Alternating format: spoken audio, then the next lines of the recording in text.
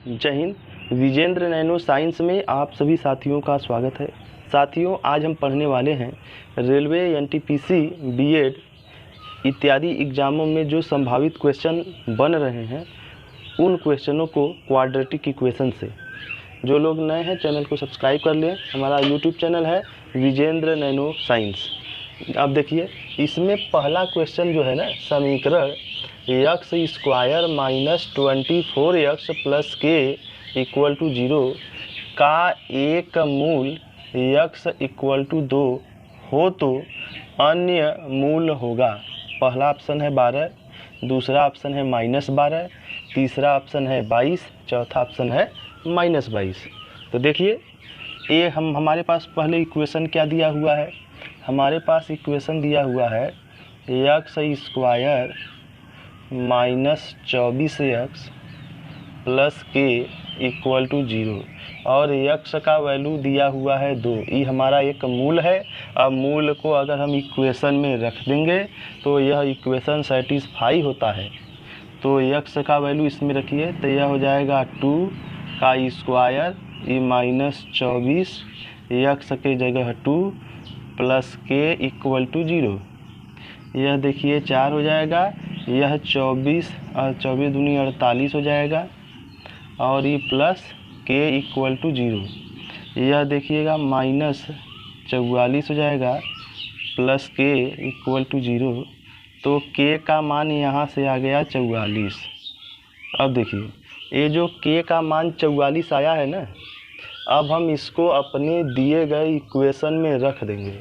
तो रख देंगे तो क्या हो जाएगा, ज़रा देखिए, यह हो जाएगा एक्स स्क्वायर माइनस 24x और प्लस 44 इक्वल टू 0।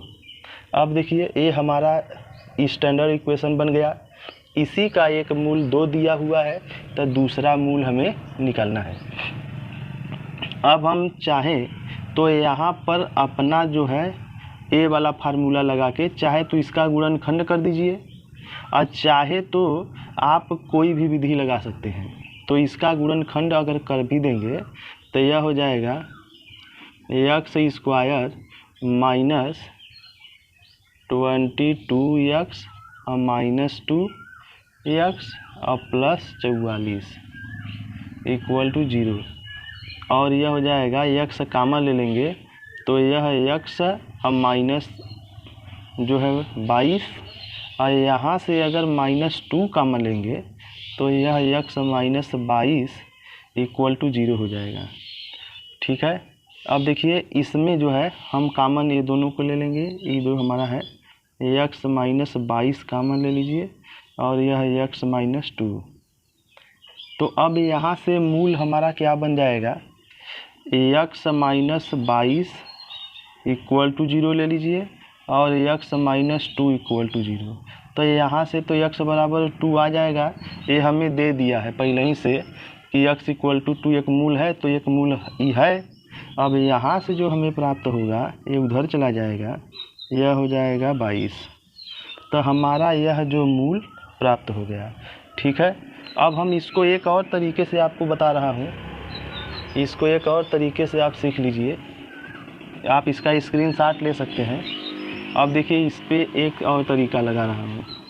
हो सकता है जो जान रहे हैं अच्छी बात है, जो नहीं जान रहे हैं वो जान जाए।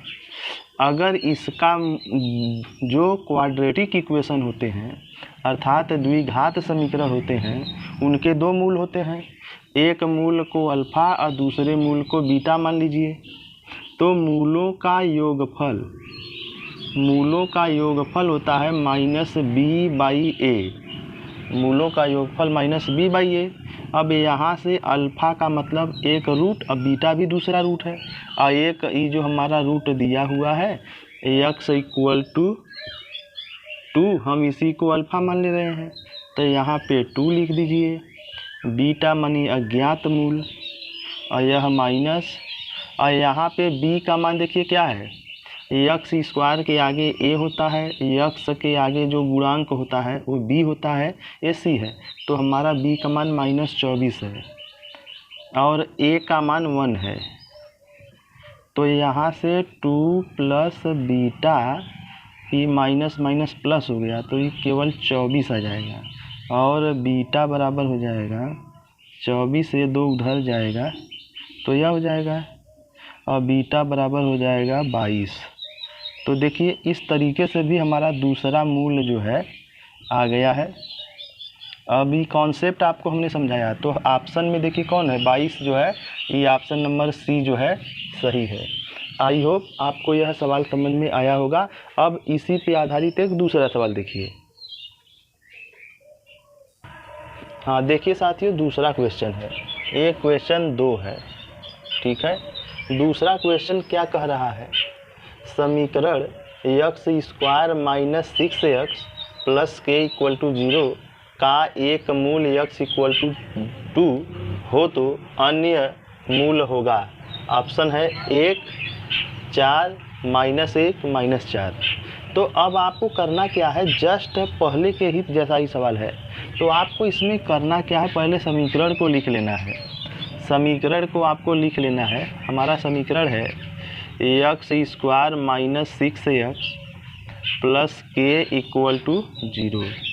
अब x इक्वल टू 2 जो है, x इक्वल टू 2 जो है इसका मूल है, तो मूल को समीकरण में रखने से समीकरण सेटिस्फाई हो जाता है, अर्थात इसको इसमें रख सकते हैं आप। रखिए तो x के जगह है 2 का स्क्वायर माइनस 6, और यह है x के जगह 2 और प्लस के अपनी जगह इक्वल टू 0। यह हो जाएगा 4, ये हो जाएगा 12, 6 दूनी 12 और प्लस के इक्वल टू 0। अभी देखिएगा -8 हो गया प्लस के इक्वल टू 0, तो के का मान आ गया 8। अब 8 जो आ गया है ना, इसको इसी समीकरण में रख देंगे तो आपको बढ़िया तक के समीकरण मिल जाएगा। तो देखिए रखिए, तो यह हो जाएगा x² माइनस 6x प्लस के का मान 8 लिखना है, तो ये 8 हो जाएगा इक्वल टू 0। अब हमने आपको बताया था पहले क्वेश्चन में, आप यहाँ पे मूलों का योगफल वाला सूत्र लगाइए। मान लीजिए इसके मूल अल्फ़ा बीटा हैं, ठीक है। तो अल्फ़ा प्लस बीटा का वैल्यू क्या होता है, ये होता है -b/a।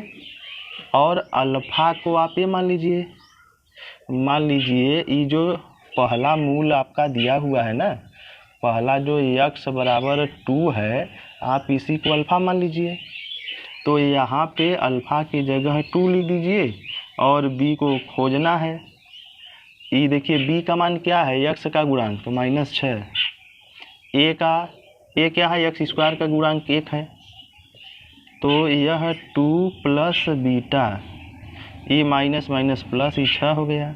तो b का मान हो जाएगा 6 - 2, और बीटा का मान फिर हो जाएगा यहाँ से 4।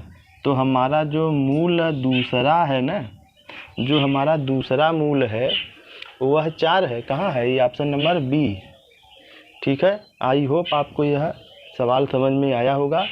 इसी तरह के अच्छे अच्छे सवालों को लगाने के लिए, देखने के लिए, अपने तैयारी को मजबूत बनाने के लिए आप हमारे चैनल पे ज्वाइन हो सकते हैं। हमारे चैनल का नाम है विजेंद्र नैनो साइंस।